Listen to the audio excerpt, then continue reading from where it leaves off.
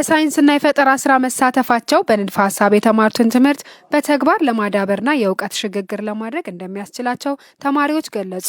ባለፉት የለውጥ ዓመታት መንግስት በትምህርት ለትውልድ ኢኒሼቲቭ በተማሪ ተኮር ስራዎች በርካታ ተግባራትን እያከናወነ የሚገኝ ሲሆን ከነዚህም መካከል ተማሪዎች በንድፈ ሐሳብ የተማሩትን ትምህርት በተለይም በሳይንስና በሂሳብ ትምህርት ዘርፎች ላይ ትኩረት በማድረግ በሳይንስና የፈጠራ ስራዎች ላይ ብቁ ተወዳዳሪ የማድረግ ስራ ተጠቃሽ ነው። የዝግጅት ክፍላችን በፈጠራ ስራ ሲሳተፉ ያገኘናቸውን ተማሪዎች ያናገረ ሲሆን በዚህም አካባቢን ከሚበክሉ ነገሮች በመነሳት የኤቲኤም ማሽን የሰራው የሐዋርያው ጴጥሮስ ተማሪ ሆኖ ተማሪ ዳንኤል ለፈጠራ ስራው መነሻ የሆነው የሂሳብ ትምህርት ነው ያለ ሲሆን በቀጣይ የፈጠራ ስራውን ከፍ ወዳለ ደረጃ ለማድረስ ህልም እንዳለው ተናግሯል።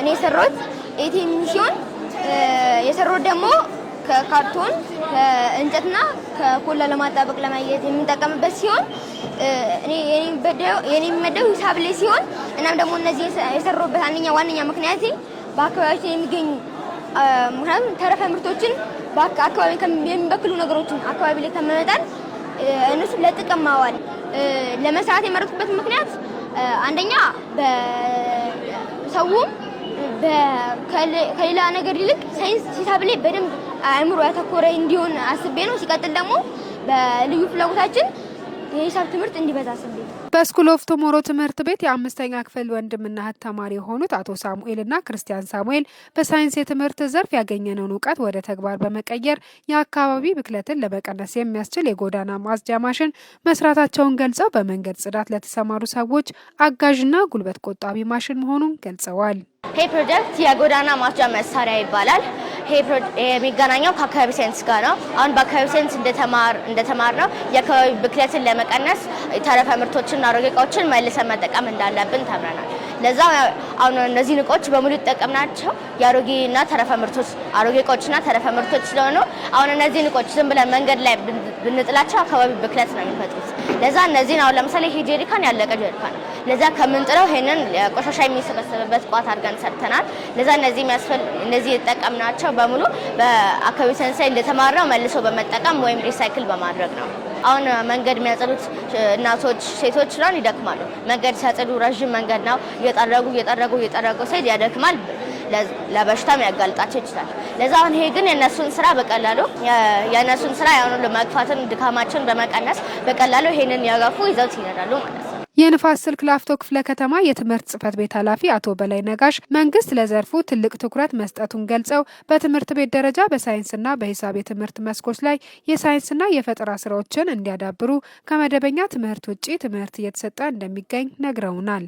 ዓለም ከደረሰበት የሰው ሰራሽ አስተውሎ ኤአይ ትግበራ እንዲሁም ሀገር ከቴክኖሎጂ እኩል ለማራመድና የሳይንስና የፈጠራ ስራዎችን አስፈላጊ መሆኑን የገለጹት ኃላፊው ለዚህም ጽህፈት ቤቱ በትምህርት ቤቶች የተጀመሩ የፈጠራ ስራዎችን በገንዘብና በአይነት ድጋፎች እየተደረገ ይገኛል ብለዋል። አላማው እንግዲህ ተማሪዎች በንድፈ ሐሳብ የተማሩትን ትምህርት ወደ ተጨባጭ እና የፈጠራ ስራቸውን ክህሎታቸውን እንዲያዳብሩ እንዲበቁ ዓለም ዛሬ በአርቲፊሻል ኢንተለጀንሲ በሰው ሰራሽ አስተውሎት ነው እንግዲህ ስራዎችን እየሰራችና እየተቀላጠፈ ያለበት ሁኔታዎች አሉ።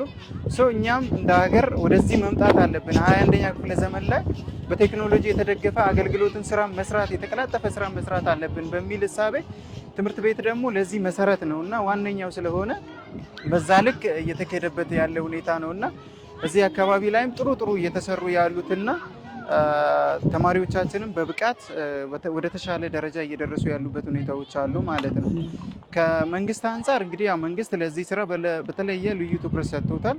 አንደኛ አገራችን ወደ ኋላ የቀረችበት ትልቁ ነገር ራሱ ብንሆን ቴክኖሎጂ አጠቃቀማችን በጣም ደካማ ነው፣ ሀቢት አላደረግነውም። ይሄንን ልምድ እንድናደርገው ሀገራችንን በዚህች የበለጸገች ያደገች እንድትሆን ልዩ ትኩረት ሰጥቶበት በትምህርት ቤቶች ደረጃ ለሳይንስ ለሂሳብ ልዩ ስራ ተሰጥቶ በተለይም የሂሳብ ስትራቴጂ ተነድፎ በልዩ ሁኔታ ተማሪዎች ከመደበኛ ክፍለ ጊዜ ውጪ ራሱ እንዲመራመሩ የተለያዩ ማቴሪያሎችን ግብአቶችን እያሟላንላቸው በክበብ ተደራጅቶ ይህንን ስራ እንዲሰሩ የተደረጉበት ሁኔታዎች አሉ። ስለዚህ መንግስት ለዚህ ልዩ ትኩረት ሰጥቶበት እየሰራ ነው። የተሻለም ስራ እየሰራን ነው። ተማሪዎች በለጋ እድሜያቸው በፈጠራ ስራ መሳተፋቸው ለቀጣይ የሀገራችን እጣ ፈንታ ወሳኝና በእነሱ እጅ የሚወርቅ በመሆኑ አርቆና አሻግሮ በማየት በልዩ ትኩረት ሊሳተፉና ክህሎታቸውን ሊያሳድጉ እንደሚገባ መልእክታቸውን አስተላልፈዋል። ተማሪዎቻችን አሁን የጀመሩት ጥሩ ነገር ነው። በዚህ በለጋ እድሜያቸውን ይሄንን መጀመራቸው አንደኛ ህጻናት ናቸው፣ የያዙትን አይለቁም። እኛም ድጋፍ ክትትል እያደረግንላቸው ነው። የበለጠ ሀገራችን እጣ ፋንታ እድል በእነሱ እጅ ነው የምትወድቀው ነገ ተነጎዳና።